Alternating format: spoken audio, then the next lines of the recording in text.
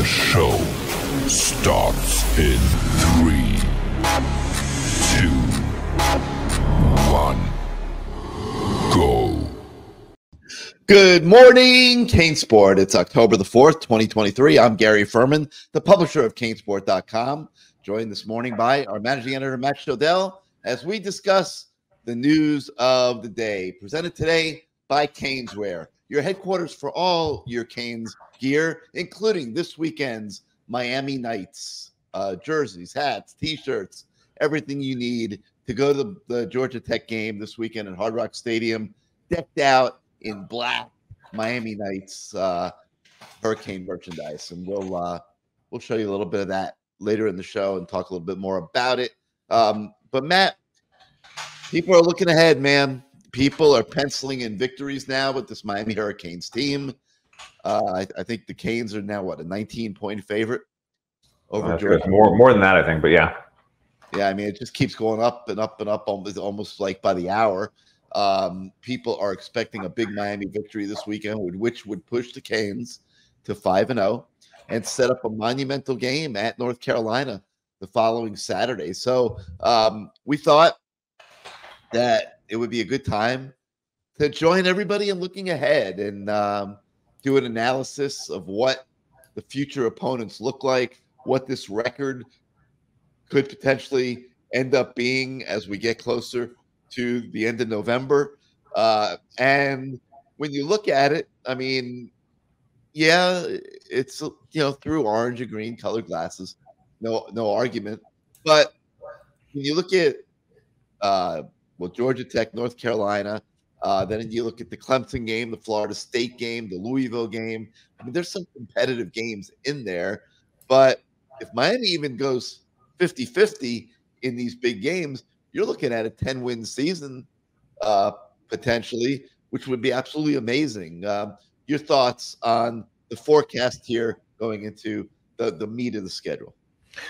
Yeah, I mean, before we get to that, I mean, let's talk about the elephant in the room, which is, what am I doing here? Like, why am I here in the mornings?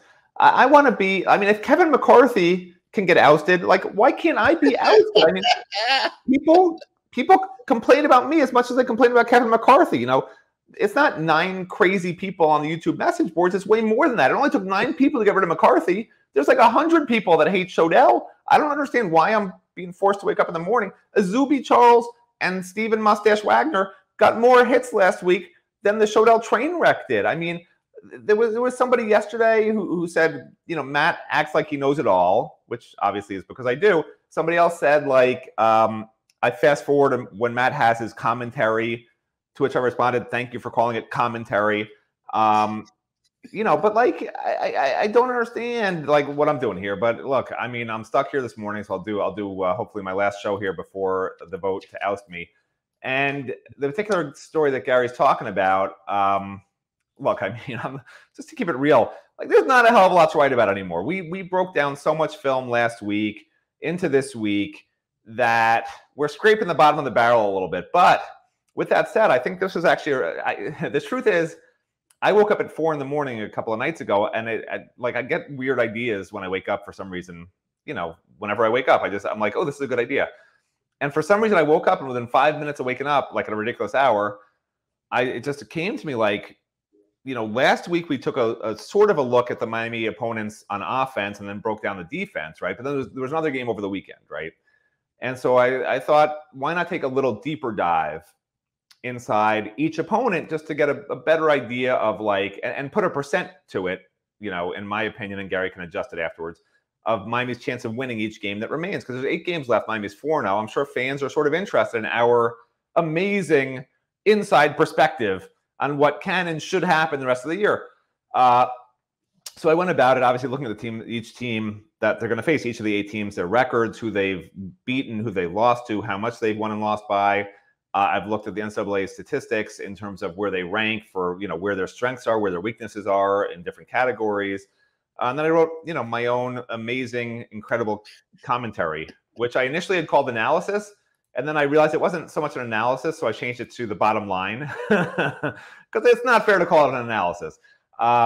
and it just basically states the overriding thinking, after you look at all the numbers and all the records and Miami's current play, the overall thinking on where Miami should match up if they continue playing well against this particular opponent. And then I put a percent chance for winning on it. And I got to tell you, it's very sad to say this, but the Clemson game, I had it at one point, at a 49% chance for Miami to win. I had it at one point at a 51% chance for Miami to win. I just wound up at 50. I just chickened out. I know fans don't want to see 50-50 for anybody. They want us to take I totally agree with you. I don't think you chickened out at all. But fans want us to take a stance like Miami's going to win or Miami's going to lose. Don't just say 50-50. But like Clemson and North Carolina, quite honestly, they are this Miami team. We like as much as we know about other teams. I felt like all 8 teams. I feel like I know more about them than I do about Miami because of the 8 teams, all except for one. I can't remember off the top of my head which one it was. Only one team hasn't really played anybody good. And they're not even a good team, whoever that was. I can't remember who it was. So, like, Miami's played one good team, okay, and beat them. And they've looked good in the other games, which I was talking with another reporter after the press conference the other day, and that is encouraging just how good they've looked, of course. And, people are like, oh, we're going to learn so much more against Georgia Tech. And I think we will learn more about Miami's pass defense against Georgia Tech. But Georgia Tech's defense is just such in shambles, Miami should score a ton of points and should win easily. It's a 20.5 or 21-point line, by the way, the most recent lines, for what I've seen. And the only reason it's not higher is because, people are worried that Georgia Tech can score points through the air against Miami. So, but anyway, yeah, so we went through all 8 games. And I mean, I won't go through all of them, but I mean, there were just some really easy wins that you just see on the schedule. I mean, we have one, BC, I have an 85% chance of winning, I mean, they're just really not good, even though they gave FSU fits. Virginia's awful, put that at 95%. Georgia Tech, I have a 90% chance of winning, and then obviously the 50-50s, like I said, Clemson, North Carolina, NC State, I have Miami as a 65% chance of winning, but NC State, people are overlooking that defense a little bit. I know they're 3-2. They lost to Louisville, but their defense maybe can do enough to slow down Miami. And now it's all going to hinge on, MJ Morris, who's a former Miami recruit. He's taken over for Brennan Armstrong because Brennan Armstrong's just been awful. And if MJ Morris can actually get the offense going a little bit, that could be a dangerous game on the road. But, for now, until MJ Morris proves himself, right, I have them with a pretty good chance of winning that one. Florida State is the one game that I have. That's the only game I have them projected to lose. And honestly, I'm not, at one point I changed it from 35% chance of winning. I had it to 40% chance of winning or 45% chance of winning. I was thinking about also, but it's on the road. I'm still not told that FSU is that good just because you see what happened with them. BC, they probably should have lost. If BC had a final drive, they would have lost for a field goal. That's all BC needed at the end. And they had time to get it, but they didn't. The Clemson game, Clemson hits a chip shot field goal, they would have lost that game. So, I mean, they easily could be, with 2 losses. So I'm not sure that, and Florida State's defense in particular, just in general, like Florida State's the team everyone says, oh my gosh, they're so good, right? But when you look at it, Florida State's these are just NCAA rankings, take them or leave them, but this is what they are. They're number 85 in third down conversion percentage. That's awful. But they're tied for first in red zone offense, tied for first in the country in red zone offense. Now, if you're a believer that that's going to continue and that, just every time they're in the red zone, they're going to get a touchdown, score points, whatever. Okay, fine. But, that tends to even out with where you are in total offense, right? Because you have to move the ball into the red zone in the first place. And they just happen to be scoring a lot of points when they get in the red zone. But they're number 46 in the nation in total offense. Not great. Number 79 in rushing offense. So, Miami's run defense, they maybe can shut them down a little bit. They're number 95 in total defense, Florida State. I mean, there are holes on Florida State's team that Miami can take advantage of. Like, I'm not trying to tell you they're going to beat Florida State at Florida State because Miami's going to be, I would think, a double-digit underdog in that game. But if Miami plays well, they can win that game. Like, as crazy and as negative as I am, and I predicted an 8-win season, and they're going to obviously surpass that. But as crazy, and I did predict the win against Texas A&M though, so I'll hang my head on that for now. But as disastrous as last year was, if things just continue to go in an upward trajectory, if the team keeps playing really well on offense and does just enough on defense, like they could eke out some close games against some tough teams and be in the ACC title game and have a chance in that game to advance to the playoffs. Like, it's not out of the realm of possibility, which is remarkable considering this roster is not a championship level roster. I think we both agree with that. And I've been talking for too long, and I'm done. Well, right. So I'm done, period. I want to leave. I want to go have breakfast. All right. Well, here's like one thing I'll say is that the schedule sets up well this year. Okay. You're going to be almost certainly 5-0 going into your first tough conference game at North Carolina. Probably will be a night game. It's not a snake pit there in North Carolina, but they generate enough of a home field that it's going to make the Hurricanes uncomfortable. I don't think there's any question about it. And that's going to be a tough game to win. I still believe the Clemson game is going to be a tough game to win. I don't believe Clemson is going to be struggling the entire season. They are gonna better, and they are going to be capable of springing an upset or two in the second half of the season. I really believe that, and Miami will be on notice for that. By the way, just not interrupt, but you're talking about Clemson. Clemson statistically is the best team Miami will face in terms of statistics. They're number 27 in the nation in total offense and number 9 in total defense. Right. That's going to be a very, very tough game. Clemson's way better than the record, way better. Yes, and way better than the ranking.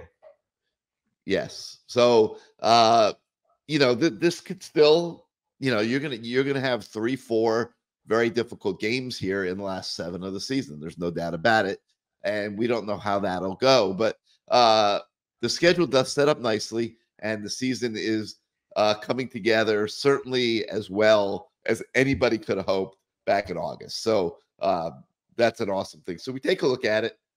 We take a look at the ESPN College Football Power Index, where Miami is currently number 15, projected to finish with 9.9 wins. That I don't understand. How do you finish with 9.9? You either finish with 9 or 10. What's 9.9? mean? I mean, that's a silly calculation that they make. But the significant thing about the ESPN CFPI is that the only opponent that is projected to finish higher than Miami by the end of the year is Florida State. So, listen, a lot of prospects for this season. It's going to be very exciting for all of us, but we thought today would be a good day to take a little bit of a look ahead, and that's what we've done. So make sure you check out that story that's on the website today. All right, so Saturday, Miami Knights. I'm still not convinced that the recruiting visits are going to be bigger than the game, because I think they are. You got Jeremiah Smith coming for starters this weekend, the elite receiver from Hollywood Chaminade. But if there's one area of the game that Georgia Tech can maybe give Miami some problems, I would say it would be their passing offense against the Miami pass defense. And Matt, you've looked at that extensively. We spoke to the defensive backs yesterday. We've got stories on the website with Cam Kinchins, James Williams. Give us your synopsis of how you think that matchup will go on Saturday night. Well, I don't think Georgia Tech's going to have much success running against Miami, and if they try to establish the run, I think they will have a very bad first half. What I've gleaned from watching Miami's opponents so far is that they still think they can run between the tackles against Miami, and they clearly cannot. Francisco Mauigoa, the tackles, the scheme, that is something that Miami's taking away. But these teams just seem to keep wanting to hammer it and hammer it and hammer it and just say, we're going to keep doing it and keep doing it and keep you honest.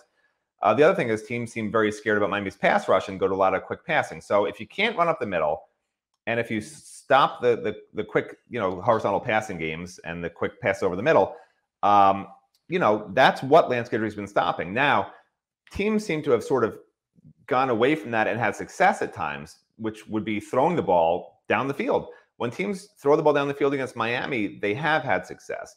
Now, Georgia Tech, when you look at the film on them, They will take deep shots, but they're not a team that wants to take deep shots. They scheme up a lot of misdirection at the line with the intention of having a high completion percentage on short passes. So they'll have a play, for instance, where they'll put a receiver in motion where he could get a pitch or a quick pass going the other way. The running back goes the opposite direction. He can get a pass. The tight end's running a short route in the same direction as either the running back or the receiver. Little things like that. And then the quarterback could do an RPO and run one way where he could either run or, he could either scramble for yards because he is mobile, Haynes King, or throw these short passes. That's what they want to do. But Miami's defense is predicated literally on stopping that. Like, this is what Lance Guidry has made his name on, is stopping these little dink and dunk offenses. And if Georgia Tech's unable to really get the ball over the top against the Miami defense, they're going to have a lot of problems on offense.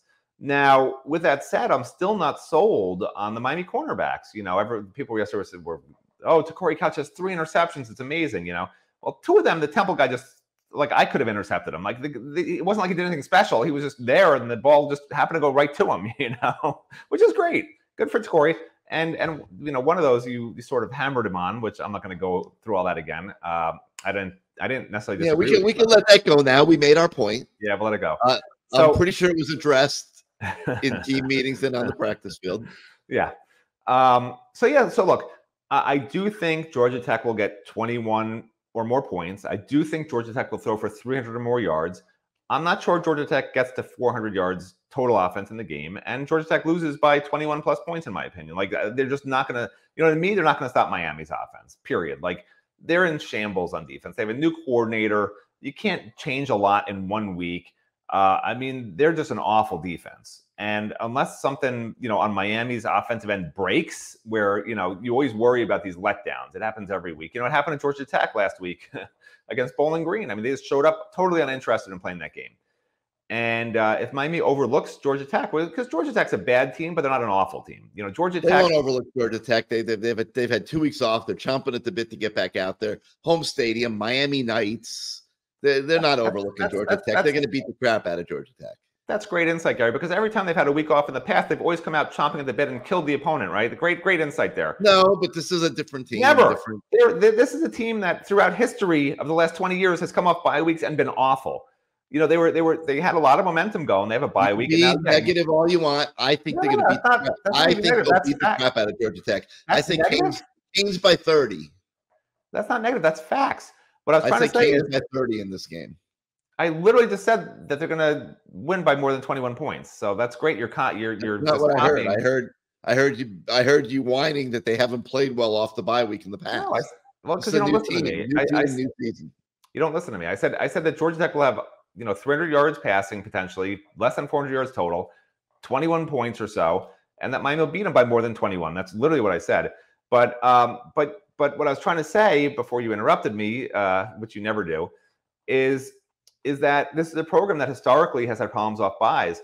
This whole new culture that Mario Cristobal is talking about, the player-led team, all this stuff, that to me is going to be the most interesting part of the game, because Miami's going to win this game. It's how they are going to win it, right? Are they still playing really good, crisp, clean football, notwithstanding they are one of the most penalized teams in the country, but they're very efficient, right? And on defense, they pretty much swarm to the ball, get after it, very aggressive. You want to see all the same things you saw those first 4 games, and then they're going to throw in some tweaks and some things that they, tossed out of the playbook, some things they're adding into the playbook. You want to see some of that stuff as well. But, to me, that's what I'll be looking for, because I'm not going into this game worried they're going to lose the game at all. It's more, how do they look? To me, that's the most important when you have a game like this. And you want to look good, because a week after, you don't want to have a ton of things you got to fix. Because if you got to spend a day or two fixing mistakes, that's a day or two less that you could be putting in some really good plays against North Carolina that you can use against that specific team. All right, so we did talk to Cam Kitchens, and I thought it was really interesting how he remembered his injury, or concussion, whatever the heck would be the proper term. But he says, it was just that everybody saw. I got a little shaken up. I was down on the ground. I remember everything. I tried to make a routine play, got a little whiplash in the air. The paramedics were on the field. All the fans were rooting for me. My teammates showing me love. So that's his recollection. Pretty accurate. But what I thought was interesting is the way he chose to deal with that was to go back out in the community. That's his community. and show some love back. And he went around Overtown on Saturday of the bye weekend last weekend, and he helped feed those in need in his community of Overtown. And man, and he brought a bunch of his teammates with him. I just, man, I give those guys so much credit that they could have been home watching football games and stuff, and that's how they chose to spend their Saturday. They went to Little Caesars, McDonald's. They picked up chicken sandwiches, pizza, and just walked around Overtown handing out food. And Matt, even the most negative of human beings, such as yourself, has to find a lot of positive in how Cam Kinchens and his friends spent last Saturday. Yeah, look, Cam Kinchens is one of my favorite. I mean, I've covered a lot of Hurricanes over the years. He's one of my favorites. He is a stand-up, really good dude. And this isn't like the first time he did it. When a reporter asked about it, he's like, we do this all the time. But yeah, I went out there on Saturday because we had time off, But to me, and that's great, of course. And it's nice, we made it the lead to the story, blah, blah, blah. But to me, the interesting thing to me was reporters, of course, the low-hanging fruit is the injury. And he was asked several questions about it, not by me, but by some other people. And he was defensive about it. I guess pun intended. He was defensive about it. At one point, one reporter from the Sun Sentinel, when Cam had mentioned that he got a little whiplash in the air, the reporter says, "So your diagnosis was whiplash?" And Cam says, and Cam's silent for a second. He goes, "No," and there was just silence for you can count 1, 2, 3, and then the SID was like, "Next question." I mean, he didn't want to say what his diagnosis was, which is understandable. And he didn't really want to talk about his injury. He wanted to focus on other things, which is great. Put it in the past and move forward. He hadn't missed a game since he was in middle school. So for him, it was a whole different perspective watching from the sideline. And my question to Cam was actually about Jaden Harris. And I asked Cam, I'm like, how much were you helping Jaden Harris along as you knew that he was going to have to be the guy filling your shoes for a couple of games? Was he asking you a lot of questions? Were you going over film with him or whatever? And Cam said there was nothing different that he did with Jaden. He says that he's always gone over film with Jaden, that Jaden always is asking him questions. There was nothing different.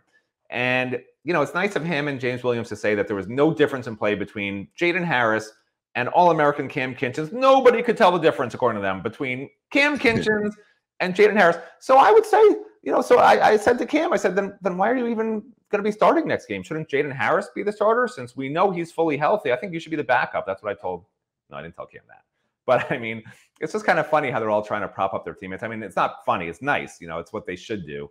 But there's a slight difference when Cam Kinchens is on the field. He's one of the best safeties, if not the best safety in America. And it's a huge, huge difference having him in games like this. And it's great for the program to get him back now because you don't want him just getting back after 3 weeks off for North Carolina. This is a game that I don't think he'll play the whole game. He doesn't need to, but get him in enough where he's back in the flow of things. He feels like he's full go, not tentative. That's always a concern off these types of injuries.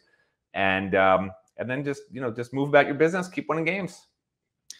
Well, there is a difference when Cam Kinchens is on the field and not on the field. And mad props to Jaden Harris. He did do a great job filling in the last few games. But I don't think there's anybody that will be happier to see Cam Kinchens back out there than James Williams, because Cam Kinchens being back in the lineup allows Lance Guidry to use James Williams the way James Williams is best utilized. And that's getting down in the box a lot, maybe occasionally being used as a blitzer, just being much more active in the scheming aspect of the defense. And so Cam coming back will allow Guidry to start using James more strategically and schematically. And I think that will allow James to stand out more on game day.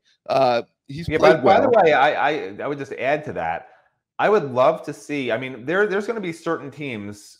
Let's face it. James Williams is. He can cover. He can blitz. He's fast. He's tall. He's lengthy. He's long.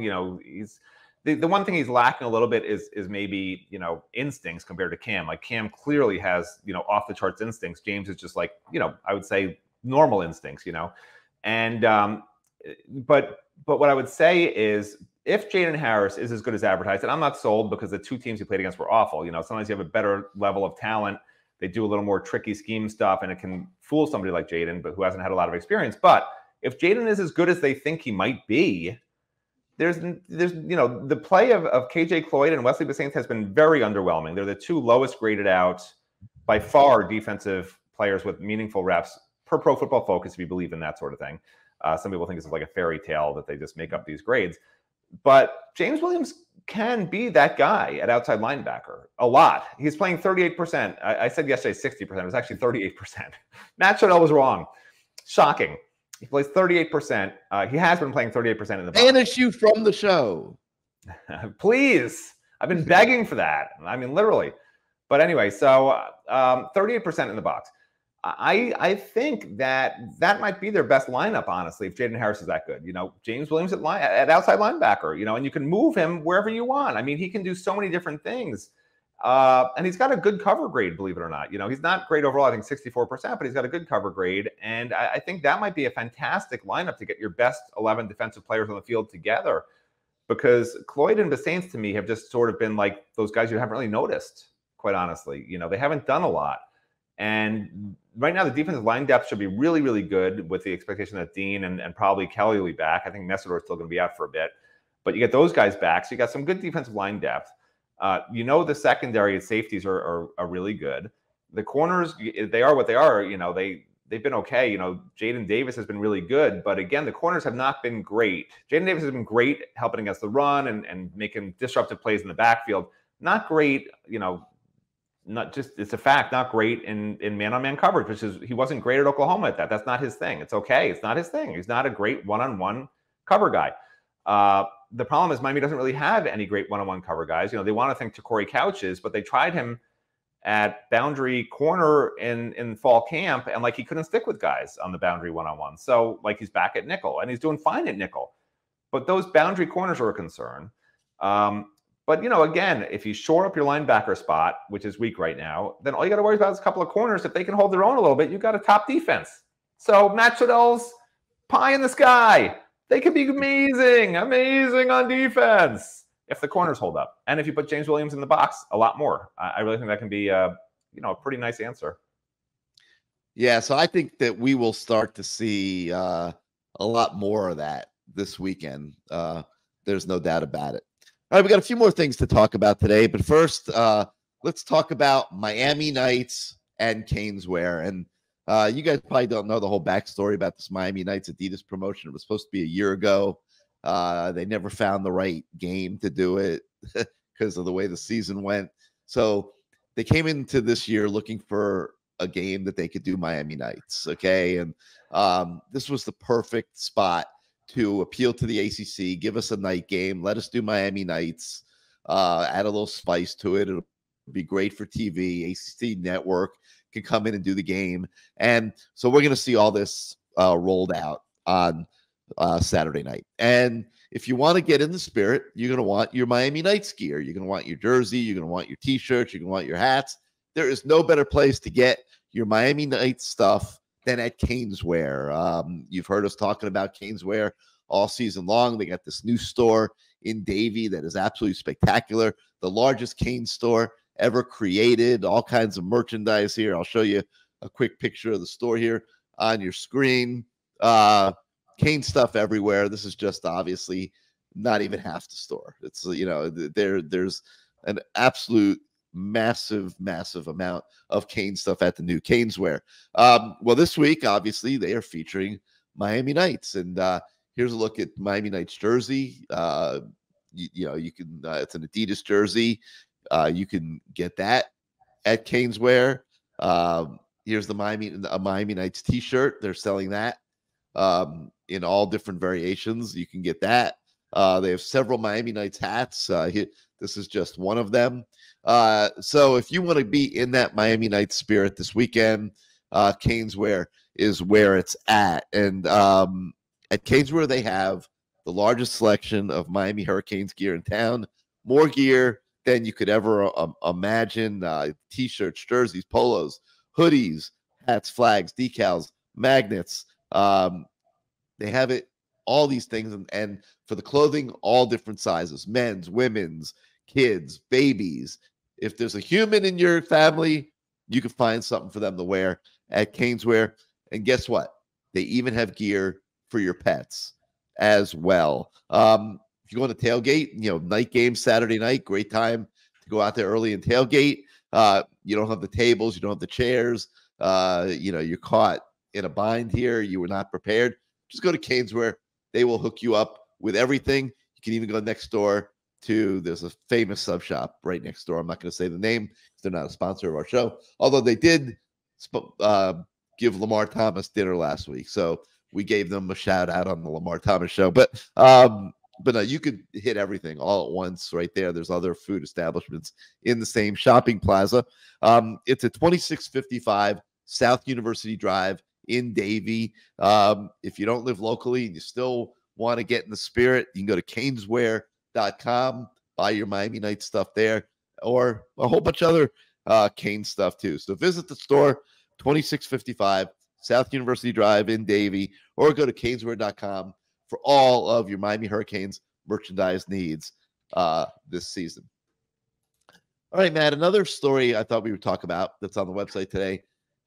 We had our weekly visit with Tyler Van Dyke, and he told us about reading this crazy book. and I thought the title was fantastic. Tyler Van Dyke has been reading to try to help his mentality on the field this year. And the name of the book he's been reading is entitled Greatness. It's by an author named David Cook, and Tyler Van Dyke is going in there and looking for pointers each week. And man, it's hard to argue with the results, Matt. He's the number 2 quarterback in the nation right now per Pro Football Focus, grading out at 93.3%. That is ridiculous. Only Michael Penix of Washington is doing better, and he's at 93.7. So it's pretty close. And Van Dyke's also number 2 in the nation in passing efficiency, behind only USC's Caleb Williams. So I think it would be the understatement of the year if I said this football season is going pretty darn well for Tyler Van Dyke.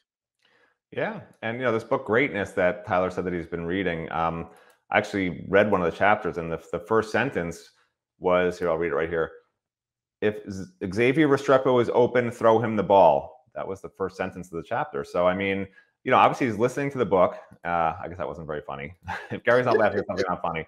And, the book itself it's got, if you go to their webpage, it's got a lot of endorsements, from different people, including, coaches and things like that. So I don't understand. I've never read any books about greatness and stuff, because I don't aspire to greatness. If you have something that's called mediocrity, I'll buy that. I don't need greatness. I just need to be okay. I don't want to work so hard. Who wants to work that hard to be great?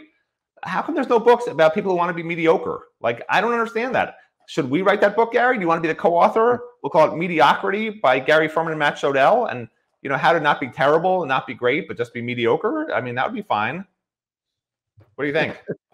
Yeah, I would love to be the author of that book, Matt. I mean, do you want greatness? Because I've been watching the history. Just what I strive towards, mediocrity. Listen, that's all I can ask for, because where I started at, mediocrity is pretty high up on my threshold. But I will say, look, I was a classics English major in college, and for the great mighty jumbos of Tufts University, and I'm watching the History of Rome series, which is fantastic, on Netflix. And I watched the first series on Commodus, and now I'm watching the Julius series season. And Julius Caesar, if anybody wanted, he's like the Mario Cristobal of ancient Rome. He would cut off somebody's knees. Well, he did cut off a lot of people's knees to be great, to be the ultimate greatest Roman of all time. The greatest Hurricanes team of all time, the greatest Roman of all time.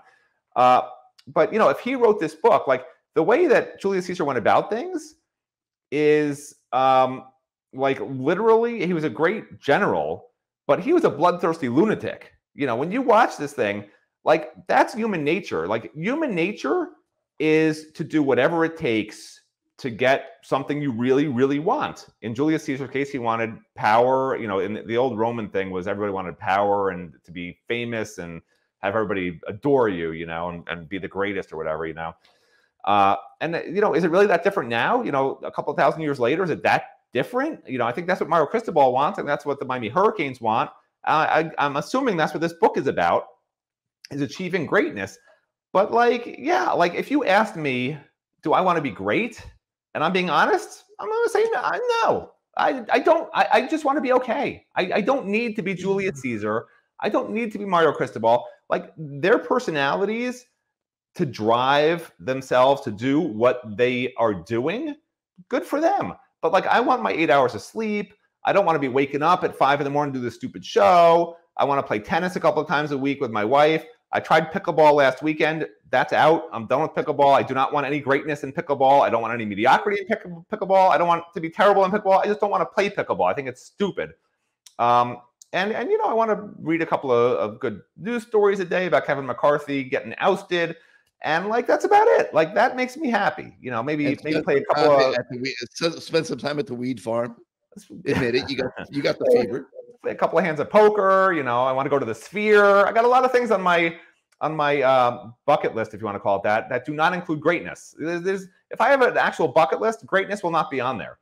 So I would, and you know what? People who are great are annoying. I got to tell you that. I know some people who want to be great, and they are super annoying people. Not Mario, but other people I know. I actually like Mario. There are people who want greatness who are nice, cool people, and most people who want greatness are super annoying. Will backstab you. Will talk down about you. Those are the people who want to be great. And so it's not for me. It's not for me. All right, so we do have the story with Tyler Van Dyke, and it's your weekly update on TVD, but he is having an absolutely spectacular season. Couldn't be happier for him. Hopefully, it obviously continues. Good Morning CaneSport would not be Good Morning CaneSport if we didn't talk a little bit about recruiting. A lot of big-time prospects are coming in for this weekend. Obviously, no one bigger than Jeremiah Smith, the 5-star wide receiver from Hollywood Chaminade. But there's some defensive studs that are coming in too. Actually, you got several stud wide receivers coming in, and we'll have stories on them as the week goes on. But there's also a pretty good cornerback coming in. You know how big of a position of need the cornerback position is for Miami going into this recruiting class. Baltimore, Maryland, St. Francis Academy, 2025 4-star cornerback Kevin Humes. He's been wanting to come and make it back to Miami for a while. He will finally get to do that this weekend, and he will be there for the Georgia Tech game. And we will have more advanced coverage of the recruits that are going to be at the Georgia Tech game here in the latter part of the week. A little programming note for you tonight. We will have the Lamar Thomas show, as we do every Wednesday night at 8 o'clock. One of our guests tonight will be Miami Athletic Director Dan Radakovich. We'll have a chance to talk to Dan about a whole bunch of subjects. Make sure you come check that out at 8 o'clock tonight. All right, well, that's going to do it for today for Good Morning CaneSport. Thank you guys so much for starting out your day with us. We really appreciate it. If you're on YouTube, you like the show, like the channel, hit the subscribe button and like buttons. It helps us with the algorithms at YouTube. If you are not yet a subscriber to CaneSport.com, please come on over to the website. You can get your first month for $1. If you want to go on a monthly plan, you will not be sorry. We think you'll like what you find at CaneSport.com. We got a great community of fans who enjoy their passion for the Hurricanes together every single day as we try to enhance it for you guys with our coverage of the program. So for Matt Shodell, I'm Gary Ferman. Thank you so much for joining us, and we will see you next time, everybody.